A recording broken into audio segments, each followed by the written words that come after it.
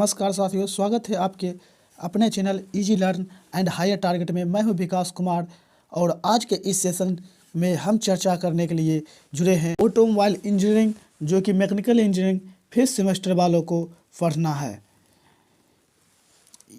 और हम इस वीडियो में हम चर्चा करेंगे एज पर न्यू सिलेबस, जो कि 2020 और 21 में बनाया गया है एसबीटी बिहार के द्वारा।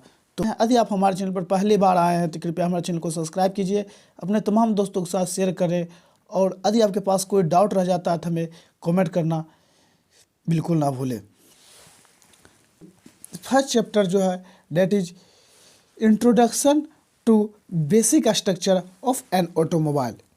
हम सबसे पहले जानते हैं कि आखिर ऑटोमोबाइल किसे कहते हैं। दोस्तों, the word automobile is derived from the Greek word autos, that means self, and the Latin word that is mobiles means movable। मतलब ऑटोमोबाइल जो है वो दो वर्ड से मिलकर बना हुआ है। First one is autos and second one is that is mobiles. यानी ऑटो जो है वो ग्रीक वर्ड है और उसे कहाँ से उसका मतलब होता है सेल्फ, और लेटिन जो वर्ड है डेट इज मूविल्स, उसका मतलब होता है मूवेबल। सो दोस्तों, an automobile is a self propelled machine that is generally driven by IC engine and it is used for transportation of goods and passenger on the ground. यानी automobile जो है वो एक self propelled self movable machine है that is generally IC engine. यानी IC engine का full form होता है इंटरनल कंबसन इंजन के द्वारा रन कराया जाता है, और इसका जो हम यूज करते हैं वो transportation of goods and passenger के लिए करते हैं, जो कि ओनली ऑन ग्राउंड पे चलती है। सो it is also known as self-propelled vehicles, that means the vehicle can produce its own power। Automobile जो होता है उसे हम सेल्फ प्रोपेल्ड व्हीकल भी कहते हैं। मतलब ये होता है कि ये अपना पावर खुद प्रोड्यूस करता है। फॉर एग्जांपल स्कूटर, बस, truck, jeep, motorcycle and ETC, जो कि ग्राउंड पे चलती है। Automobile engineering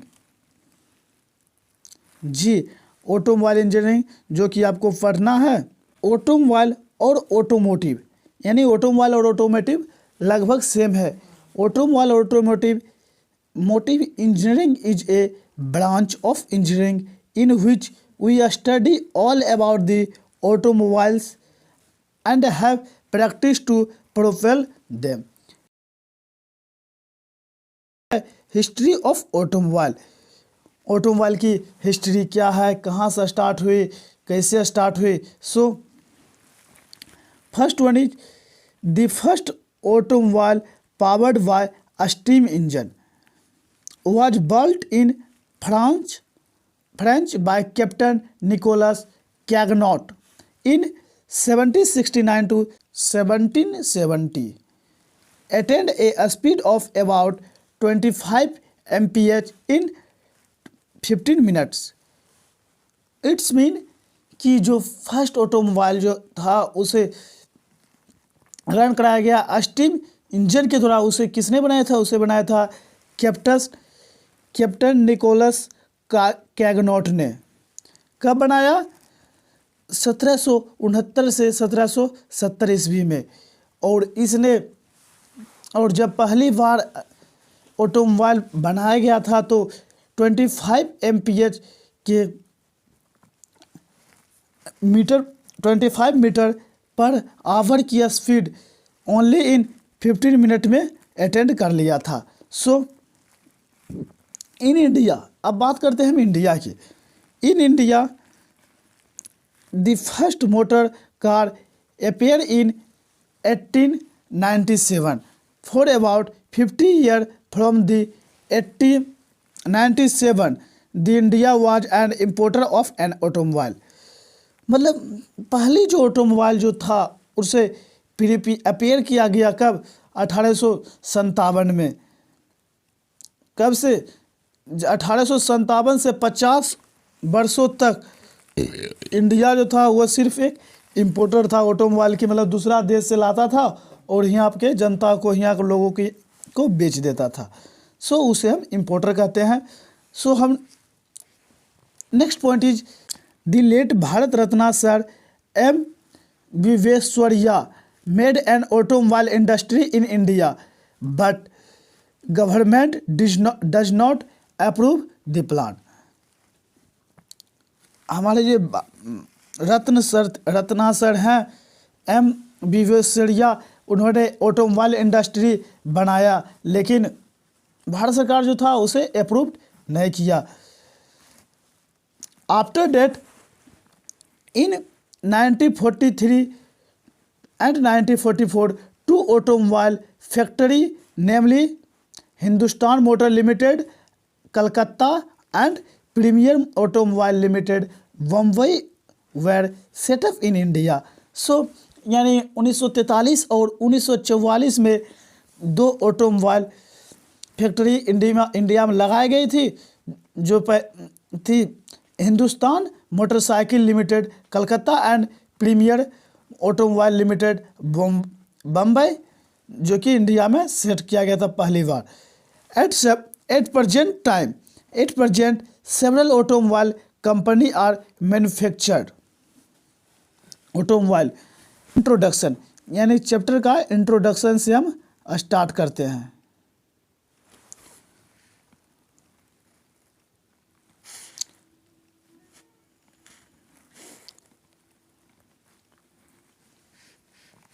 So that an automobile is a combination of large number of parts.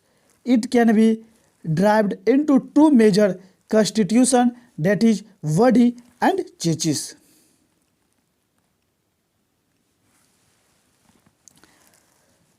Means automobile जो है वो large number of combination part से मिलकर बना है और इसे जो है मेनली दो भागों में डिवाइड किया गया, that is body and chassis. अब बात करते हैं बॉडी। अरे आपको भी मन में आया होगा कि आखिर बॉडी किसे कहेंगे, चेचिस किसे कहेंगे। So that the body is a part where passenger have their seats और luggage and cargo to be carried is placed. मतलब बॉडी उसे कहेंगे जहाँ पे पैसेंजर की सीट होती है या हम सामान को रखते हैं, उस पैलेस को हम बॉडी कहते हैं। और चीचिस, ठीक है भाई, यदि ऐसा बात है तो जहाँ पर तो फिर चीचिस किसे कहेंगे, तो चीचिस कहा गया है the chassis is the main machine portion which have constitute frame vehicle axle engine steering fuel tank etc। मतलब चेचिस एक ऐसा पोर्शन होता है जहाँ पे हम इस सारे सामान को हम फिट करते हैं।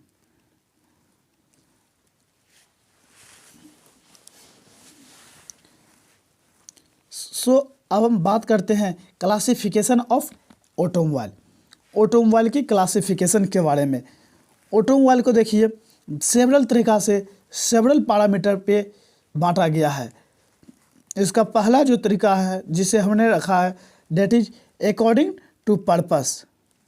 हम ऑटोमोबाइल को किस पर्पस के लिए यूज करते हैं, that is first one is passenger carriage, मतलब वैसा गाड़ी जो कि पैसेंजर ढोता है, या गुड्स कैरेज, यानी मतलब वैसा गाड़ी जिससे हम सामान ढोने के लिए उपयोग करते हैं। सो पर्पस के हिसाब से हम ऑटोमोबाइल को दो भागों में डिफाइन किए हैं। सेकेंड जो पैरामीटर है, that is according to capacity. हम किस प्रकार की गाड़ी को हम उसे कौन सा काम करवाएंगे, that is heavy transport vehicle और light transport vehicle. Heavy transport vehicle वैसा व्हीकल होता है जैसे कि बस, ट्रक etc. और light transport vehicle means car, jeep. Next parameter that is according to fuel use, means जब हम उसको यूज करेंगे, जब हम ऑटोमोबाइल को चलाएंगे तो उसमें किस प्रकार से फ्यूल का उपयोग किया जाता है, हम उसके हिसाब से भी विभाजित कर सकते हैं. That is petrol vehicle, diesel vehicle, gas vehicle, electric, steam engine vehicle और सोलर व्हीकल. नेक्स्ट जो पैरामीटर है that is according to side of drive, मतलब किस साइड से हम ड्राइव करेंगे. That is left hand drive and right hand drive. Means automobile को हम इन इंडिया में जो है वो जितना भी ऑटोमोबाइल है सब में राइट हैंड ड्राइव होता है, जबकि फॉरेन कंट्री में लेफ्ट हैंड ड्राइव होती है, जैसे कि लंदन में, अमेरिका में, वहाँ पे लेफ्ट हैंड ड्राइव ऑटोमोबाइल रहती है. सो हम नेक्स्ट टॉपिक की ओर बढ़ते हैं. That is main component of vehicle. आखिर जो व्हीकल होता है उसका मेन कंपोनेंट में कौन कौन सा रहता है, उसका मेन कंपोनेंट क्या क्या है. ये जो फिगर है, ये फिगर है block diagram of A car. ये पोर्शन जो है ये फ्रंट पोर्शन है और ये रियर पोर्शन है. सो हम फ्रंट पोर्शन से स्टार्ट करते हैं. प्रथम जो कंपोनेंट है डेट इज रेडिएटर. रेडिएटर इस एक प्रकार से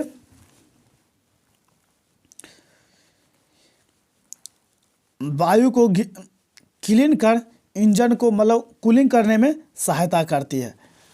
और थर्ड से सेकेंड नंबर पर जो पोर्शन है कंपोनेंट है डेट इज इंजन. इंजन जिसके द्वारा गाड़ी को रन करवाया जाता है उसे हम इंजन कहते हैं. नेक्स्ट जो कंपोनेंट है डेट इज क्लच. ये क्लच है जो कि इंजन से गियर बॉक्स को एंगेज और डिसएंगेज करने की काम करती है. Next point that is gear box. Gear box के जो है इसका बहुत ही इम्पोर्टेंट, बहुत ही अहम भूमिका होता है किसी ऑटोमोबाइल को रन करने में. Next point is that is propeller shaft. Propeller shaft एक ऐसा शाफ्ट है जो कि मानिए कि डिफरेंशियल और गियर बॉक्स को एक दूसरे से आपस में कनेक्ट करता है. Next is that is rear axle, यानी मतलब पीछे वाला एक्सल. ये जो एक्सल है इसे हम डिफरेंशियल एक्सल भी कहते हैं और रियर एक्सल भी कहते हैं. नेक्स्ट सबसे last point that is petrol tank. Petrol tank हम गाड़ी के हमेशा या तो बीच में होता है या तो पीछे होता है. ये जो सिस्टम दिखाया गया इसमें पीछे में लगा हुआ है. सो ये सब इसके मेन कंपोनेंट होते हैं. हम आगे के चैप्टर में इसके एक एक पार्ट को डिटेल में पढ़ेंगे. अब इसको थोड़ा सा हम थ्योरी के बारे में समझ लेते हैं. आपको तो हमने ऐसे फिगर में बता दिया. सो फर्स्ट जो कहता है कि the layout of a vehicle concern the arrangement of main component of the vehicle. मतलब व्हीकल के जो लेआउट होता है वो अरेंजमेंट होता है किसका, मेन कंपोनेंट का. The vehicle layout consist of the following component. Vehicle layout जो है वो निम्नलिखित कंपोनेंट से मिलकर बना हुआ है. First one is basic structure और frame structure. Second one is transmission system. Third one is body. Fourth is auxiliary and five is control system. मतलब ऑटोमोबाइल में मेन रूप से जो होता है इसको जो है इसको 5 भागों में डिवाइड किया गया है इसके कंपोनेंट को। ठीक, अब हम जान लेते हैं कि किस भाग में कौन सा कंपोनेंट आता है। First one is basic structure और फ्रेमवर्क।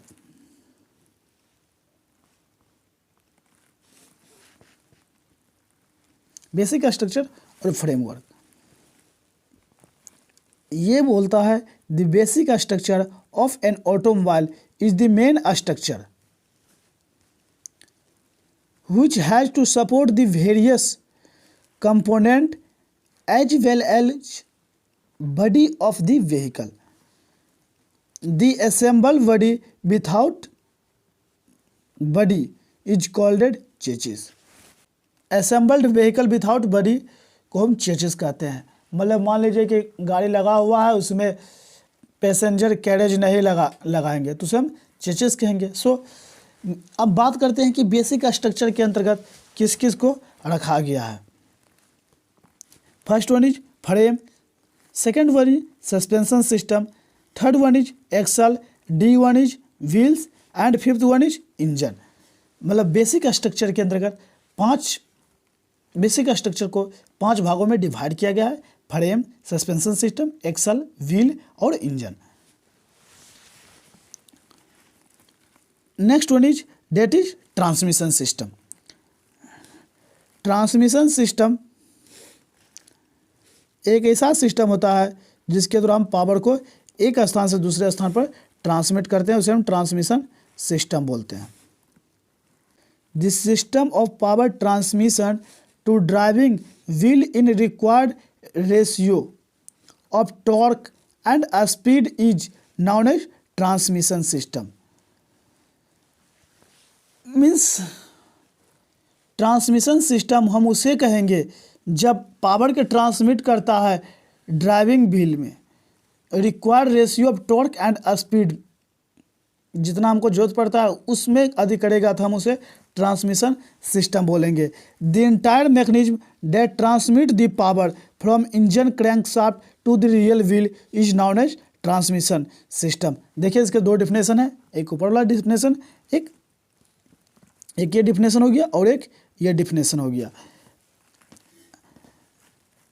अब बात करते हैं कि ट्रांसमिशन सिस्टम के अंतर्गत कौन कौन से कंपोनेंट आते हैं। First one is clutch, second one is gear box, third one is propeller shaft and fourth one is differential axle होता है, sorry differential gear box, differential gear box होता है। ठीक, अब हम बात करते हैं नेक्स्ट, डेट इज पॉइंट जो है वो डेट इज क्या है, बॉडी और सुपर स्ट्रक्चर।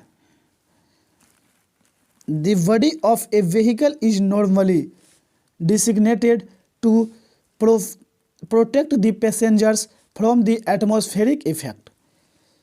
यानी बॉडी जो है वो किसी व्हीकल के नॉर्मली डिजाइन इस प्रकार से किया जाता है कि पैसेंजर को एटमॉस्फेरिक इफेक्ट से बचाया जा सके।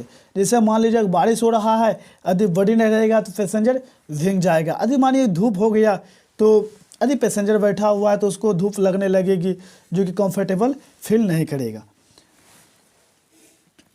Fourth point that is auxiliary. Auxiliary मतलब वैसा पोर्शन, वैसा कंपोनेंट जो कि व्हीकल को रन करने में सहायता प्रदान करती है। So the common auxiliary are divided into 4 groups.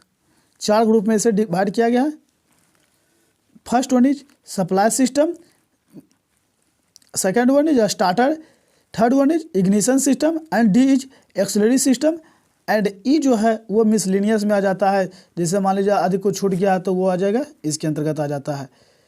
अब नेक्स्ट, अब जो है लास्ट हम ऑटोमोबाइल के मेन कंपोनेंट के ग्रुप पे बात कर रहे हैं, डेट इज कंट्रोल सिस्टम। अब मान लीजिए कोई आदमी है जिसने गाड़ी तो स्टार्ट कर दिया, ठीक, अब उसमें कंट्रोल सिस्टम ही नहीं रहेगा तो क्या गाड़ी को हम सही से उपयोग कर पाएंगे? नहीं।